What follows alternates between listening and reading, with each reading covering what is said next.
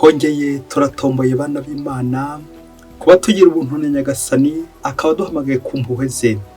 Ku izina ry'Imana Data na Mwana na Roho Mutagatifu, amen. Amahoro bana b'Imana, ni muhumure, Imana iradukunda, ije kutugera neza kuri iki cyumweru cya kabiri cya Pasika, icyumweru cy'impuhwe z'Imana, tariki 12 Mata 2026. Dore amasomo ajye gutwegereza impuhwe z'Imana. Isomo rya mbere ni ryo mu gitabo cy'ibyakozwe n'intumwa, umutwe wa 2 umurongo wa 42 kugeza ku 47. Mu ntangiriro ya Kiliziya, abakristo ba mbere bahoraga bashishikariye kumva inyigisho z'intumwa, gushyira hamwe kivandimwe, kumanyurira hamwe umugati no gusenga. Abantu bose bageraga ubwoba kubera ibitangaza n'ibimenyetso bikomeye byakorwaga n'intumwa. Abemera bose bari bashyize hamwe n'ibyo batunze byose bakabigira rusange. Bagurishaga amasambu yabo n'ibintu byabo, bose bakagabana ikiguzi cyabyo bakurikije ibyo buri muntu akeneye. Iminsi yose bashishikariraga kujya mu ngoro y'Imana bashyize hamwe, bakamanyurira umugati imuhira, bagasangira mu byishimo no mu bwiyoroshye bw'umutima. Basingizaga Imana kandi bagashimwa n'abantu bose. Nuko Nyagasani akagwiza uko bukeye umubare w'abacunguwe. Iryo ni ijambo ry'Imana. Zaburi 118. Urukundo rwe ruhoraho iteka. Nimusingize Uhoraho kuko ari umugwaneza, kandi urukundo rwe rugahoraho iteka. Abatinya Uhoraho nibabivuge babisubiremo bati, urukundo rwe ruhoraho iteka. Bashatse kumpirika ngo bangushe, ariko Uhoraho arantabara. Uhoraho niwe mbaraga zanjye n'ikivugo cyanjye, niwe nkesha agakiza kose. None nimunkingurire imiryango nyabutungane, maze ninjire nshimire Uhoraho. Reka ngusingize Nyagasani kuko wanyumvise, maze ukambera umukiza. Ibuye abubatsi bari barajugunye, iyo ryahindutse ibuye ry'imyamyanzu. Uhoraho niwe wagennye ko biba bityo, maze bagatangaza mu maso yacu. Ngo uyu munsi Uhoraho yigeneye, nutubere umunsi w'ibirori n'ibyishimo. Emera Uhoraho, emera utange umukiro. Emera Uhoraho, emera utange umutsindo. Urukundo rwe ruhoraho iteka. Isomo rya kabiri ry'umuriro ya mbere ya Petero, umutwe wa 1 umurongo wa 3 kugeza kwa 9. Nihasizwe Imana se umwami wacu Yezu Kristu, kuko yagiriye impuhwe zayo z'igisagirane, maze ikaduha ubugingo bushya, kugira ngo tugire amizero ahamye dukeshe izuka rya Yezu Kristu mu bapfuye, no kugira ngo dutunge umurage udashobora gushanguka, kwandura cyangwa userebera, ari ubazigamiwe mu ijuru. Mwebwe ububasha bw'Imana buragirije ukwemera, kugeza ubwo umukiro wabateguriwe uzigaragariza mu bihe byagenwe by'imperuka. Nimwishime kandi munezerwe, kabone ubwo mukigomba mu gihe gito kubabazwa n'amagorwa y'amoko yose. Uko zahabu bayungururisha umuriro, ni nako bya bigeragezo bigene gusukura ukwemera kwanyu gutambukije kure agaciro iyo zahabu y'akanya gato, kugira ngo nikumara guhama kuzabahesha ibisingizo, ikuzo n'icyubahiro, igihe Yezu Kristu azaba yigaragaje. Koko niwe mukunda mutamurora, mukamwemera mutarigeze mumubona. Akaba ari nacyo gituma mwasazwe n'ibyishimo bitagira ivugiro kandi by'agatangaza, kuko mwashyikiriye igihembo cy'ukwemera kwanyu, ari cy'umukiro wanyu. Iryo ni ijambo ry'Imana. Nyagasani Yezu nabane namwe. Amagambo mwivaje ntagatifu kwanditswe na Yohani, umutwe wa 20 umurongo wa 19 kugeza kwa 31. Nyuma y'urupfu rwa Yezu, kuri uwo munsi wa mbere ku cyumweru nimugoroba, inzugi z'aho abigishwa bari bateraniye zari zikinze, bitewe no gutinya Abayahudi. Nuko Yezu agera cyaraza, ahagarara hagati yabo arababwira ati, nimugire amahoro. Amaze kuvuga cyo, abereka ibiganza n'urubavu rwe. Abigishwa babonye Nyagasani, ibyishimo birabasaga. Yezu yongera kubabwira ati, nimugire amahoro. Nk'uko Data yantumye nanjye ndabatumye. Amaze kuvuga cyo abahuhaho arababwira ati, nimwakire Roho Mutagatifu. Aho muzakiza ibyaha bazabikizwa, aho mutazabikiza bazabigumana. Tomasi, umwe muri ba 12 witwaga Didimi, we ntiyari ari kumwe nabo igihe Yezu aje. Nuko abandi bigishwa baramubwira bati, twabonye Nyagasani. Naho we arababwira ati, nintabona mu biganza bye umwenge w'isumari, kandi ndashyira mu urutoki rwanjye mu mwenge w'isumari, n'ikiganza cyanjye mu rubavu rwe, sinzemera. Hashize iminsi 8 abigishwa nabwo bari bikingiranye mu nzu, noneho Tomasi ari kumwe nabo. Yesu agira atya aba ahagaze hagati yabo, inzugi zikinze, arababwira ati nimugire amahoro. Hanyuma abwira Tomasi ati shyira urutoki rwawe hano urebe n'ibiganza byawe, zana n'ikiganza cyawe ugishyire mu rubavu rwanjye, maze ureke kumuhakanyi ahubwo ube umwemezi. Tomasi amusubiza avuga ati Nyagasani Mana yanjye. Yesu aramubwira ati wemejwe n'uko umbonye, hahirwa abemera batabanje kwirebera. Yesu yongera guha abigishwa be ibindi bimenyetso byinshi bitanditse muri iki gitabo. Ibi byanditswe ari ukugira ngo mwemere ko Yesu ari Kristo, umwana w'Imana, no kugira ngo nimumwemera mugire ubugingo mu izina rye. Iyo ni Evanjili ntagatifu. Yesu nyirimpuhwe, shimwa warakoze, impuhwe zawe Yesu nanjye zangezeho, impuhwe zawe Yesu nanjye zangezeho, niboneye impuhwe ungirira Yesu wankuye ahabi, nihebye ngera ahaga Yesu wankuye ahabi, ineza yawe ntigira umupaka, ineza yawe ntigira umupaka.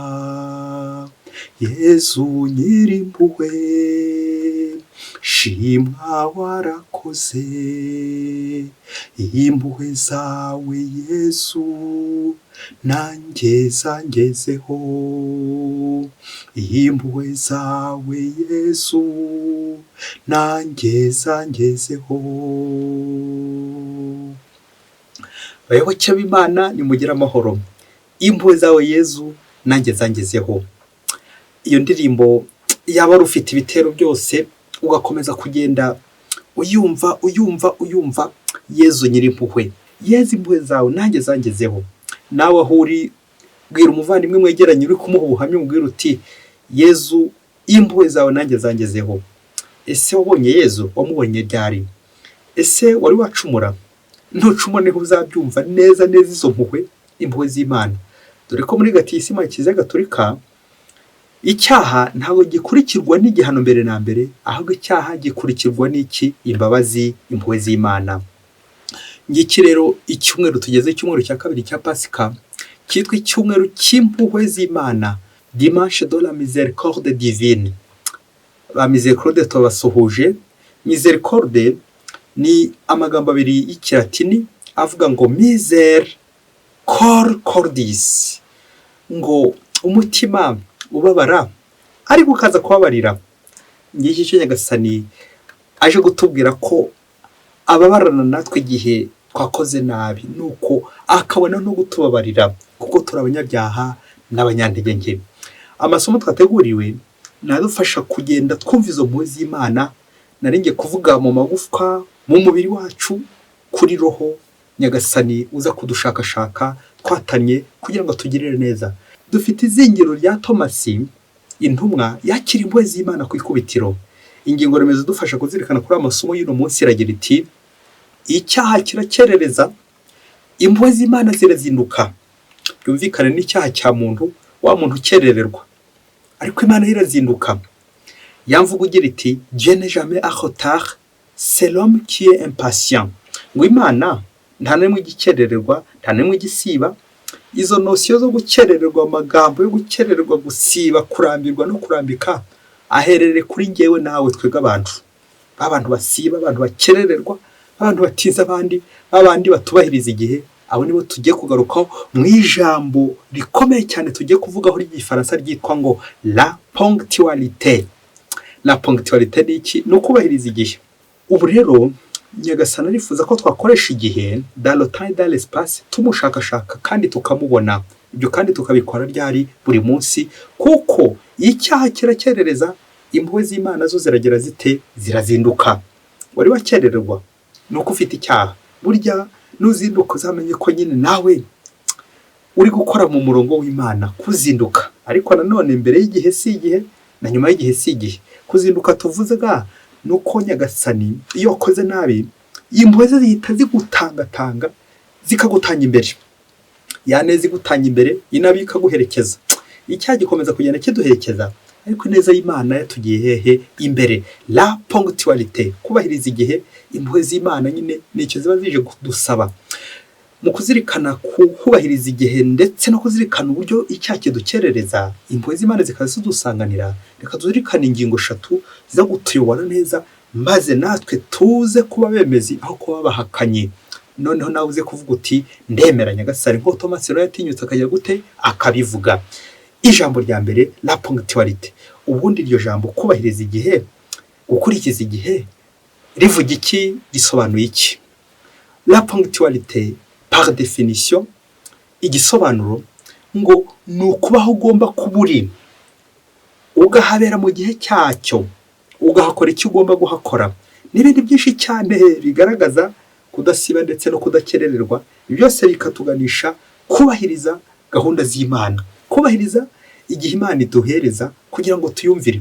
Imana ikoresha igihe, Imana ikoresha abantu, igakoresha igihe, igakoresha n'ahantu, igira ngo natwe turushaho kwimenya muri ibyo bihe, ari mu bihe byashize, ari iby'ubu, ari n'ibizaza. Tukamenya Imana hehe dukoresheje igihe. Abongereza bati time is money, ngo igihe ni amafaranga. Abantu benshi dukunze guta igihe, tugata igihe, nyamara iyo bashije kudata igihe kandi no kudasiba ugera heza, urishima. Nabyo twumvise mu isomo rya mbere, ponctualité. Intumwa, abakristo bo kwikubitiro uburyo babagaho, batubwiye ibintu bine byabaranze bituma neza bishima. Icya mbere ni ukumva inyigisho z'intumwa. Icyo ni icya mbere, ngo bahoraga bashishikariye kumva inyigisho z'intumwa. Icya kabiri, gushyira hamwe kivandimwe. Icya gatatu, kumanyurira hamwe umugati. Icya kane, gusenga.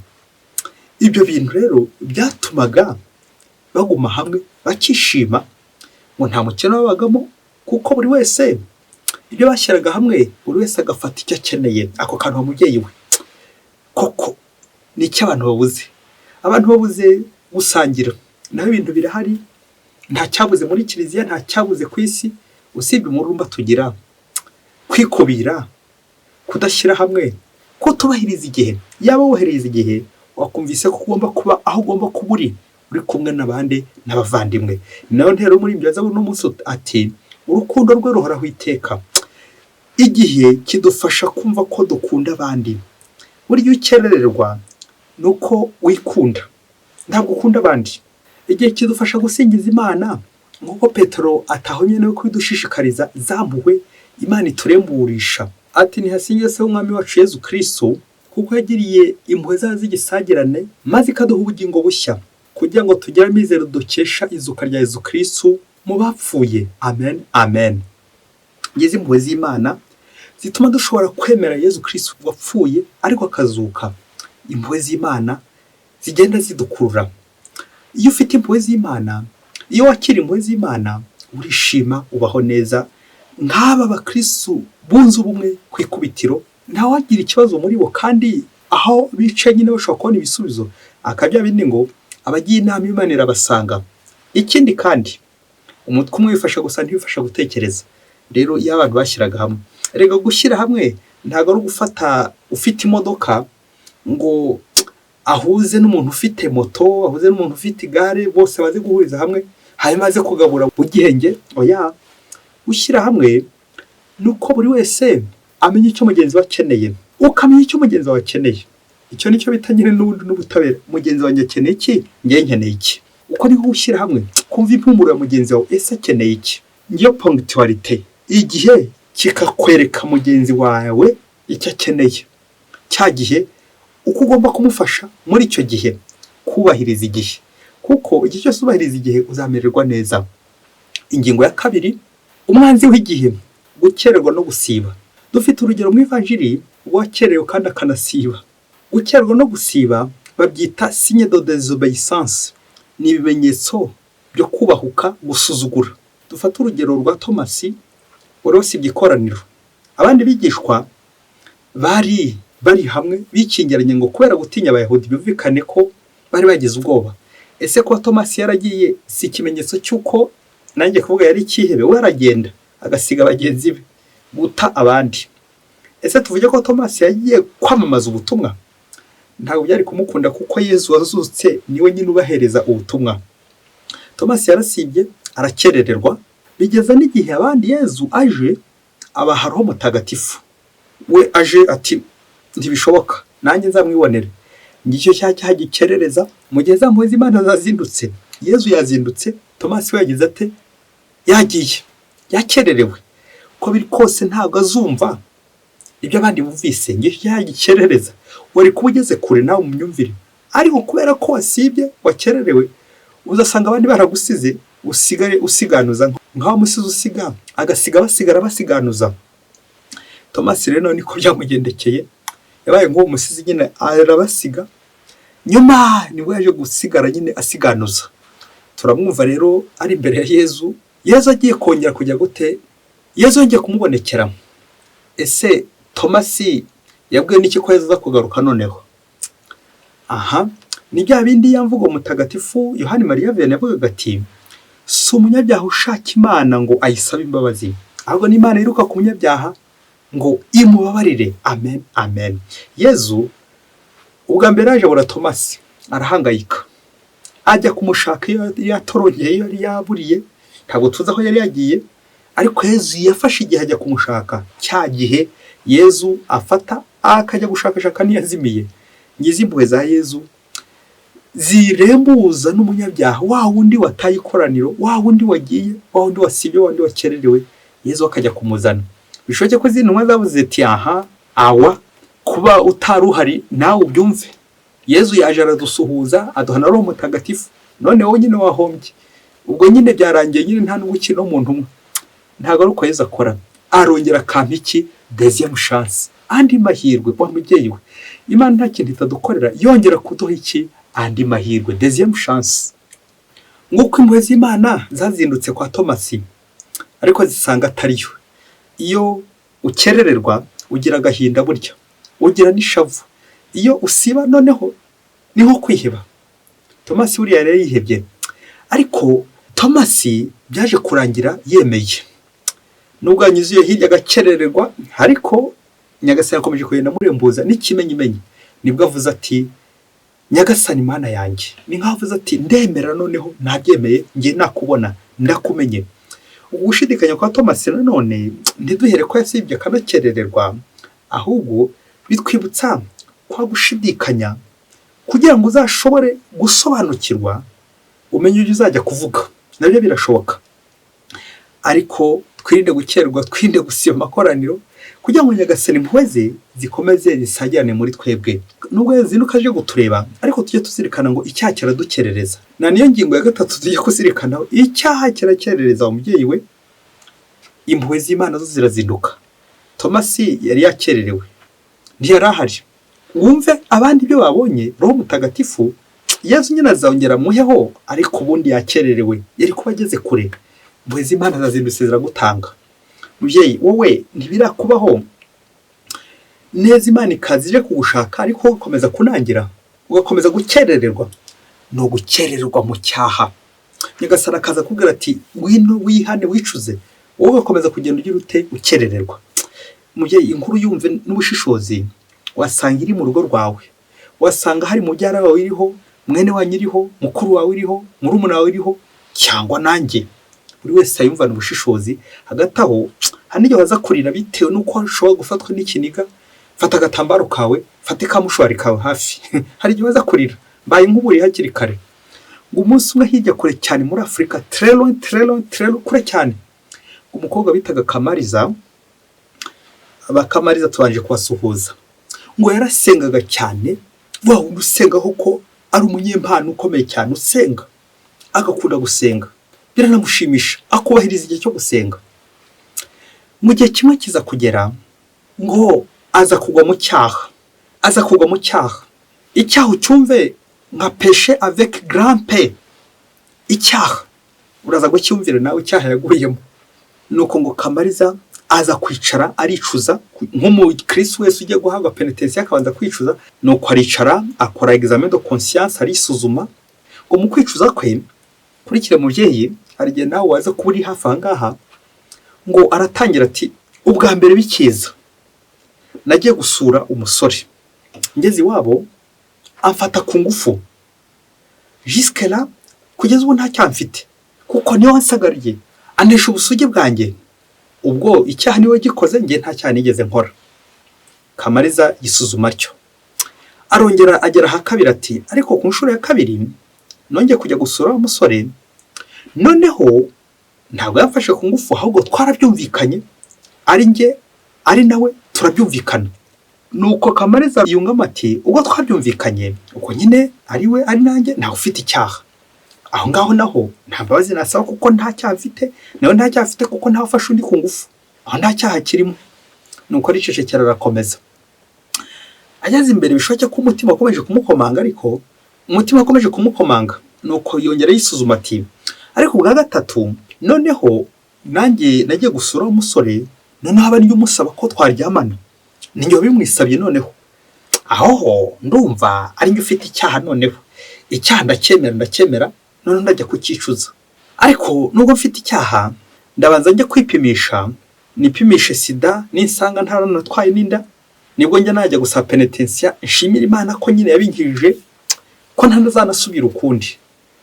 Nuko Kamariza aragenda ajya kwa muganga ajya kwipimisha asanga ibisubizo ari negative asanga nta nda yatwaye nta nubwo yanduye sida. Kamariza arishima cyane ariko aravuga ati ko biri kose reka noneho iki cyaha cyo nagikoze noneho ninjye umwishyiriye kandi njye bimusabye reka njye gusaba penitensiya noneho bwakera. Ubwo yari buzindushye gusaba penitensiya ngo ku mugoroba umusore aramuhamagara ati dusubire mu byacu. Kamariza areba hirya areba hino ati ko ejo sinzaye gusaba penitensiya. Bigeze aho aravuga ati nta cyanya gasana tabarira reka nsubiremo ejo nzaba nsabira penitensiya icyarimwe rimwe rizima kubyo ntazongera gusubira reka nta mpamvu. Nuko hamagara umusore bakomeza yasayo na kakavuyo babagamo pesha avec grand P barakomeza nubwo igihe kimwe kiza kugera Kamariza koko ajya mu ntebe penitensiya aricuza ahaga penitensiya arangije arataha. Amaze gutaha hashize ukwezi ukwa kabiri kurashira ukwa gatatu sindi kwifuza gukubwira icyo ari gupima nibyo atabonye muri uko kwezi ntabwo aryo nshaka kukubwira ahubwo ndifuza kukubwira ngo uburyo yahangayitse aravuga ati koko ndabigenza nte ahitira kwa muganga kuko yumvaga hari ikibazo ensanova. Ageze kwa muganga basanga aratwite inda y'amezi yo 3 ntuze kumbaza uburyo yatekereje ayikuramo ahubwo bahise banamuvumburamo yandwara n'ubundi yayindi indwara ya sida. Burya wa musore yakomeje kugenda anyura hirya no hino abamuzaniye kabutindi ebyiri cyarimo amuzaniye kabutindi. Nuko rero Kamariza ati nukunanganaga aguma cyo na nubu bishoke ko agiye kubyara na ya ndwara nayo aracyari kumwe.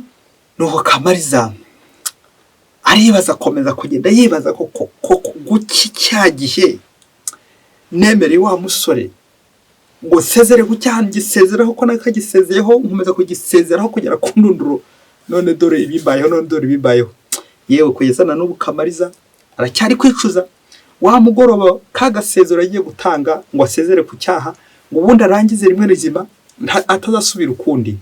Bayoboke b'Imana ati ngo nta cyanya gasana tababarira bayoboke b'Imana Yesu Kristo akuzwe ngo uko we nanjye natwe dushobora kugwa muri no mutego nyagasani se ari cyo tababarira nta cyaha na kimwe tababarira reka ngomeze nejo n'umunsi nejo uzajya gusaba penitensiya nyagasani azambabarira ukungikanye ibyaha ejo nyagasani azambabarira. Nuko rero gukomeza kwizera penitensiya buri gihe cyose ukizera penitensiya ati n'ubundi Yesu azambabarira ndawaje gupfa Yesu azambabarira nta numwe atababariye nta cyanya gasana tababarira kanongere njya gutanga gasezero kanongere sezere ku cyaha.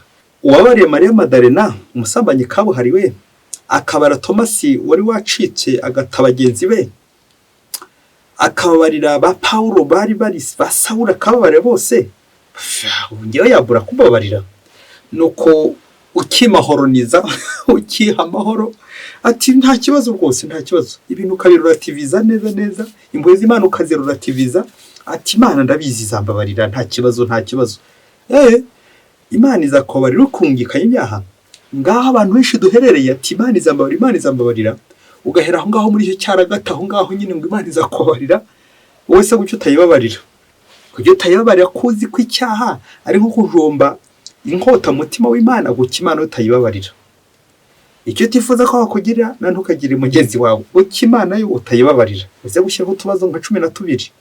Impuhwe z'Imana zirazinduka, icyaha kirakerereza. Umva uburyo Kamariza yakererewe, arakererwa, kandi impuhwe z'Imana zari zamuje ati ibi wabiretse, kaza kurangira nyine ahombotse, uhombana bitabuze. Reka dusoreze ku bintu bitatu. Aka kane karaza kuba ari inyongezo biza kugufasha neza kumva neza impuhwe z'Imana. Ejo n'ejo bundi nawe utazamera nka Kamariza ati Nyagasani ndabizi azambabarira, reka nongere nikorere njya mu byaha mu isayo, amazi arahari, nta kibazo. Nta kibazo mubyeyi. Icyambere ni ubwoko butatu bw'abantu ngiye gukubwira, na kubwoko butatu bw'abakristo. Ngo hari abakristo bakora neza, impeccable, beza cyane rwose, Imana ishimwe.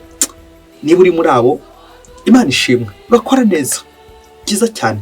Hari n'abandi bakristo bakora nabi, bagakora nabi, bagahungeta ibi. Ariko abantu ngiye gukubwira ba gatatu, mujye ushobora gusanga ariho uherereye, abantu bakazuyazi. Wa muntu uri ntacyo yishe, nta nicyo akijije, ari aho ngaho, nta effort ashyira mu bintu, nta mbaraga zindi akoresha, ntabwo arwana, nta rugamba ariho, ibintu byose abifata nyine nka Kamariza ati Imana izambabarira, nta kibazo, reka nkomeze ibyaha byanjye neza, ntashyiremo imbaraga mu guhinduka, ahubwo guhindana akumva ari ibintu bisanzwe kandi byababa. Bene aba bantu c'est très dangereux. Uhegereye wapfa bene aha hantu. Umuntu utashaka kuzamuka ngo ashyiremo imbaraga mu guhinduka, uyu mwegereye wapfa, uwo nyine ari guta igihe, ari gukerererwa. Kandi gukerererwa ni iki? Ni ukujya kure y'Imana. Nguko abantu benshi bizera impuhwe z'Imana ati Nyagasani ndabizangirira impuhwe, ariko yaba waruza akantu mubyeyi ugacaho uturongo dutatu, uriya umunyacyaha ni wa muntu wese ushaka ko bamwitaho, ugashaka ko Imana iza kugenda ikwirukankaho ikwitaho. Nyamara iyo ukiza kuba uri mu butungane, état de grâce, wari kubaho uri kwita ku bandi, naho urashaka kwibebeza ati munyiteho, Imana izaza kundeba. Iyo ukiza kuba icyo cyaho utakiguyemo, wari kuba ari uri kujya kwita ku bandi, Imana ikawukoresha ijya kwita ku bandi. Ubwo rero byumvikane, Imana iri gukwitaho, ariko nawe nta nicyo yagushinga, kubera ko irabona nyine ukiri umwana. Uwe nanjye ntiduterana amabuye, kuko tujya tuhagwa benshi. Iyo nkoze icyaha mpinduka umwana, mpinduka umuntu ukeneye kwitabwaho. Iyo nanone ndi mu butungane, Imana nari ngiye kuvugira icyizere kambwira iti usigaye aha ngaha, ngiye kureba uriya wazimiye ubu ncungira, cyangwa ukomeze ukore byinshi. Urazi umuntu uri bene aho ngaho buryo ari gufasha Imana, ugafasha Yezu nawe gukiza isi, byaba ari byiza cyane.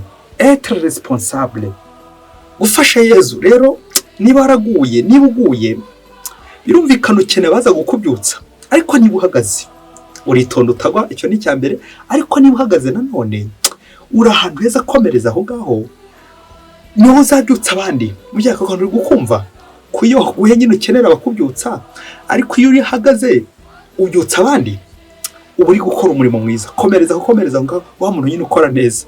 Kamariza mbega wowe. Icya kabiri twazirikana ni itegeko ryo mu isominari rigira riti ziburi 5. Ahantu hose niba ko kuri umuntu ufite ubwenge, niba hari ahantu ugiye mu nama, hari ahantu ugiye gusenga, ujye mu kiliziya, ujye uhagera ziburi 5, ziburi minota 5, kugira ngo witegure muri iyo 5 ubasha kuza kwinjira mu isengesho, nanjye kuvuga no mu nama utuje, warangije neza kubyinjiramo. Naho nuhagera zirenze 5 uzaba uri gutigihe, uzababara. Nta muntu nabonye ubayeho nabi nk'umuntu utubahiriza igihe. Ziburi 5 ujye uzinduka, ziburi 5 bituma wakira za mpuhwe z'Imana. Naho nuza zirenze 5 uzaba uri gukerererwa, utakaza impuhwe z'Imana, ntiwakira impuhwe z'Imana uko bikwiye. Icya gatatu ni itegeko nanone twakiriye mu isominari nkuru rivuga riti aho gusiba wakerererwa nk'uko bitangana. Thomas nubwo yakererewe ariko ku yindi nshuro yaje kugaruka, ntiyongeye gusiba, ntiyongeye kongera gukerererwa, kuko yafashe nyine umwanzuro abona bikwiye. Nibwo rero afashe igihe ati sinzongera nari gukerererwa, sinzongera ndemeye noneho Nyagasani. Nuko ku nshuro ya 4 cya kindi nakubwiye gikomeye, devoir à domicile, umukoro mu rugo. Wowe ibi byose tumaze kurondora, iyi ponctualité, izi mpuhwe z'Imana zizinduka, uburyo cyagikerereza, ahangaha ukuye muri ihe somo.